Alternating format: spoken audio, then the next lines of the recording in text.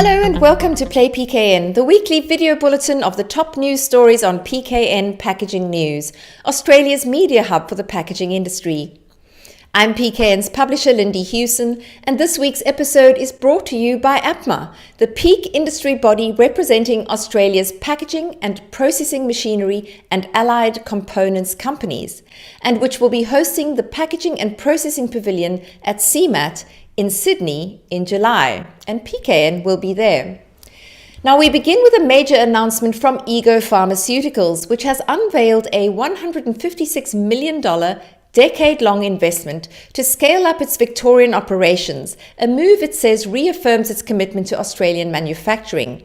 The investment includes the launch of the Zorzi Innovation Centre, a new cream filling line, which PKN covered recently, a warehouse upgrade, and the Green Core Sustainability Initiative.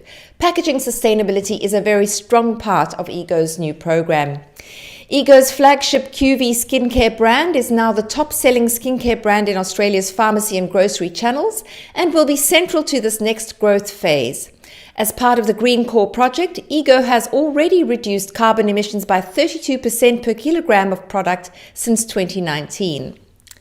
At the launch event, Managing Director Alan Oppenheim described the expansion as more than steel and machinery, calling it a vote of confidence in Australian expertise. While the majority of global skincare companies manufacture offshore, he says, we have chosen a different path, one that backs Australian jobs, science and ingenuity. Next, in a critical update for brands still using the REDcycle and return to store labels on flexible packaging, APCO has confirmed these must now be removed from all soft plastic packaging across Australia. The change applies to all ARL program participants, and businesses with stock still bearing the outdated labels after 1 July must notify APCO's compliance team to determine the next steps. Businesses that continue using the labels may now be at risk under Australian consumer law.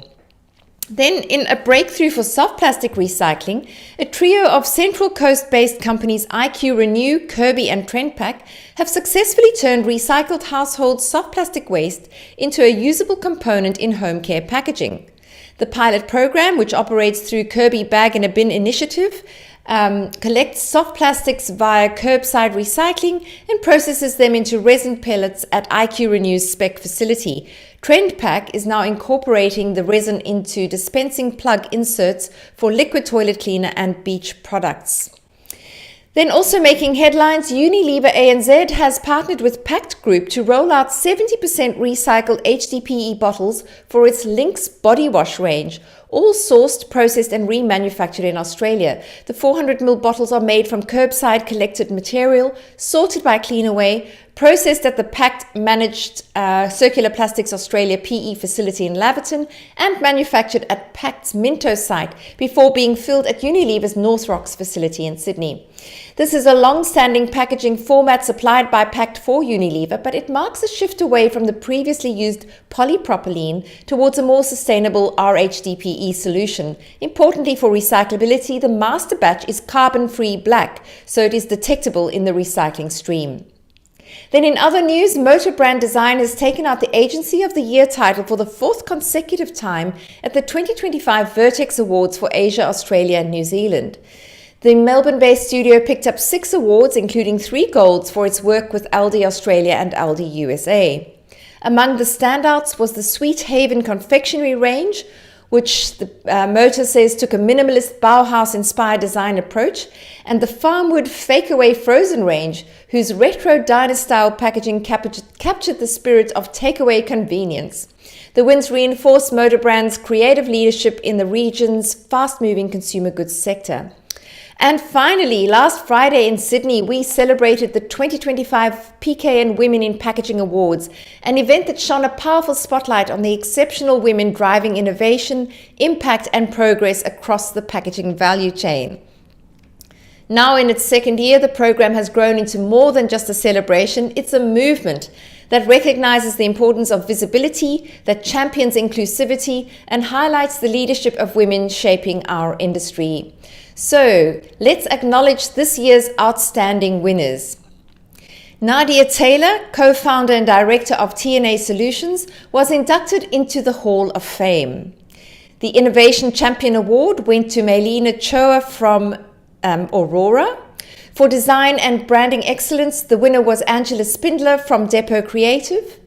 The Packaging Technology Leader Award was presented to Viviana Vinci of APCO. In the Communications and Marketing Excellence category, we had 2 winners, Zadie Jackson from Ball and Doggett and Sophie Sumner from Sealed Air. In the Manufacturing Leader category, the award went to Fiona McLeod from Visi, and the STEM Explorer Award was taken away by Supriya Suhali of Beckhoff Automation Australia.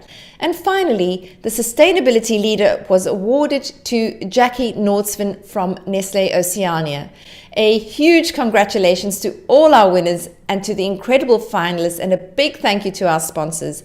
Your work continues to elevate the industry and inspire the next generation. Well, that is all we have time for today, folks. For more on these and other stories, head over to packagingnews.com.au, and thank you, as ever, for watching.